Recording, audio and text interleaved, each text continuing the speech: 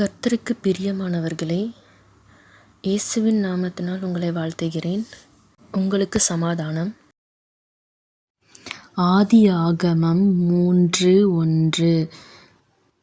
தேவனாகிய கர்த்தர் உண்டாக்கின சகல காட்டு ஜீவன்களை பார்க்கிலும் சர்ப்பமானது தந்திரமுள்ளதாயிருந்தது. அது ஸ்திரீயை நோக்கி, நீங்கள் தோட்டத்திலுள்ள சகல விருட்சங்களின் கனியையும் புசிக்க வேண்டாம் என்று தேவன் சொன்னது உண்டோ என்றது. 2. ஸ்திரீ சர்ப்பத்தை பார்த்து, நாங்கள் தோட்டத்திலுள்ள விருட்சங்களின் கனிகளை புசிக்கலாம். 3. ஆனாலும் தோட்டத்தின் நடுவில் இருக்கிற விருட்சத்தின் கனியை குறித்து தேவன், நீங்கள் சாகாதபடிக்கு அதை புசிக்கவும் அதை தொடவும் வேண்டாம் என்று சொன்னார் என்றாள். 4. அப்பொழுது சர்ப்பம் ஸ்திரீயை நோக்கி, நீங்கள் சாகவே சாவதில்லை. 5. நீங்கள் இதை புசிக்கும் நாளிலே உங்கள் கண்கள் திறக்கப்படும், என்று நீங்கள் நன்மை தீமை அறிந்து தேவர்களைப் போல் இருப்பீர்கள் என்றும் தேவன் அறிவார் என்றது. 6.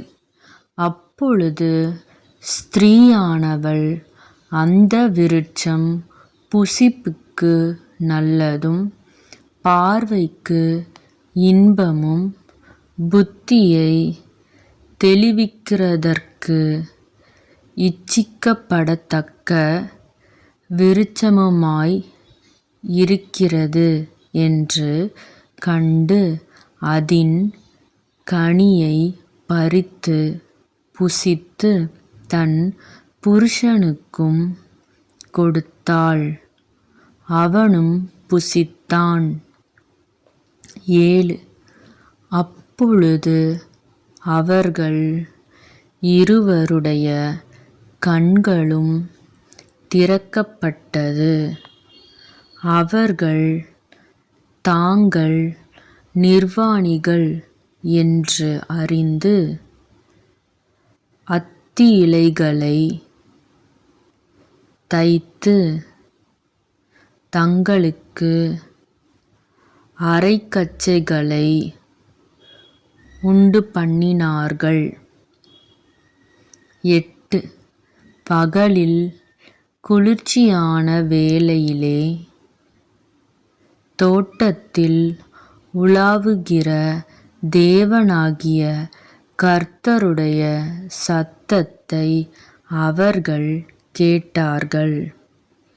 அப்பொழுது ஆதாமும் அவன் மனைவியும் தேவனாகிய கர்த்தருடைய சந்நிதிக்கு விலகி தோட்டத்தின் விருட்சங்களுக்குள்ளே ஒளித்துக்கொண்டார்கள். 9. அப்பொழுது தேவனாகிய கர்த்தர் ஆதாமை கூப்பிட்டு, நீ எங்கே இருக்கிறாய் என்றார். 10.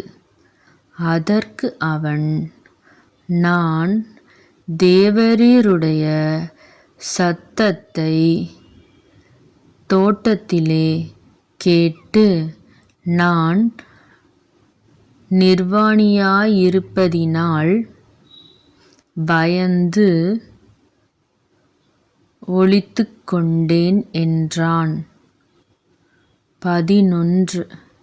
அப்பொழுது அவர், நீ நிர்வாணி என்று உனக்கு அறிவித்தவன் யார்?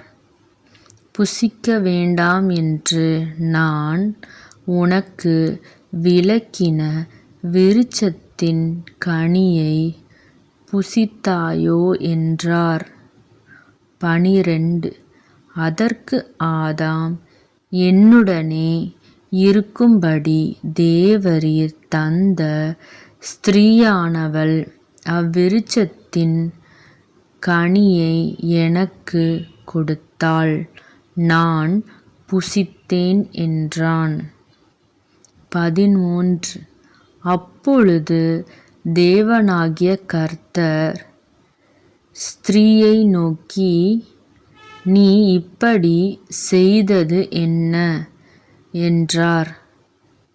ஸ்திரீயானவள், சர்ப்பம் என்னை வஞ்சித்தது, நான் புசித்தேன் என்றாள். 14.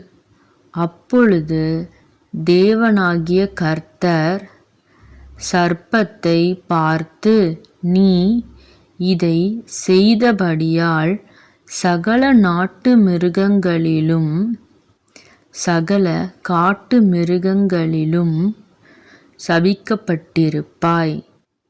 நீ உன் வயிற்றினால் நகர்ந்து உயிரோடிருக்கும் நாளெல்லாம் மண்ணைத் தின்பாய். 15. உனக்கும் ஸ்திரீக்கும் உன் வித்துக்கும் அவள் வித்துக்கும் பகை உண்டாக்குவேன். அவர் உன் தலையை நசுக்குவார், நீ அவர் குதிங்காலை நசுக்குவாய் என்றார். 16.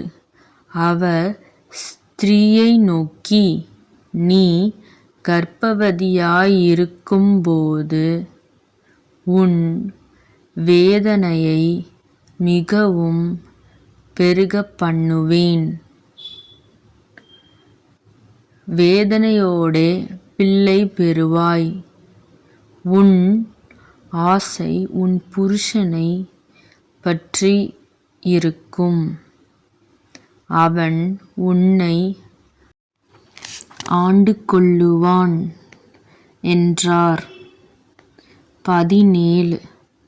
பின்பு அவர் ஆதாமை நோக்கி, நீ உன் மனைவியின் வார்த்தைக்கு செவிகொடுத்து புசிக்க வேண்டாம் என்று நான் உனக்கு விலக்கின விருட்சத்தின் கனியை புசித்ததினாலே பூமி உன் நிமித்தம் சபிக்கப்பட்டிருக்கும்.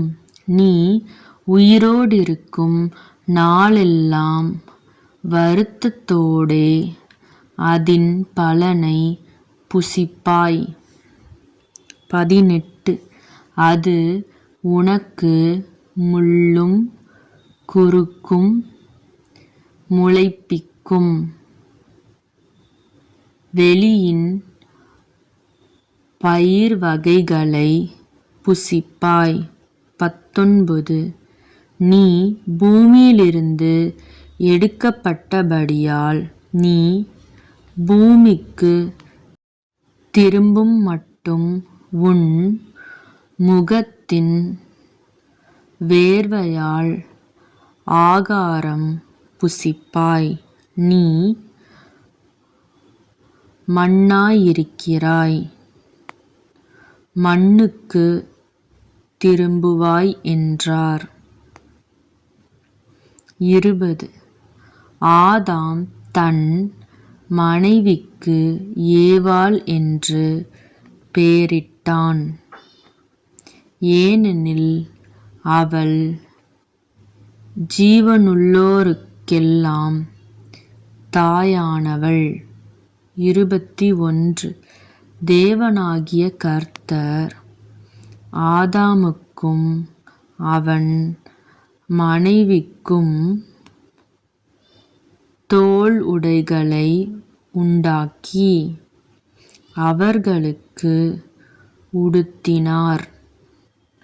22 பின்பு தேவனாகிய கர்த்தர், இதோ, மனுஷன் நன்மை தீமை அறியத்தக்கவனாய் நம்மில் ஒருவரைப் போல் ஆனான்.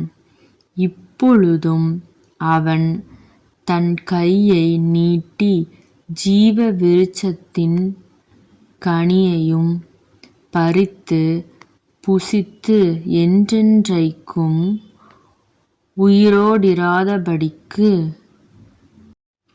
செய்ய வேண்டும் என்று 23 அவன் எடுக்கப்பட்ட மண்ணை பண்படுத்த தேவனாகிய கர்த்தர் அவனை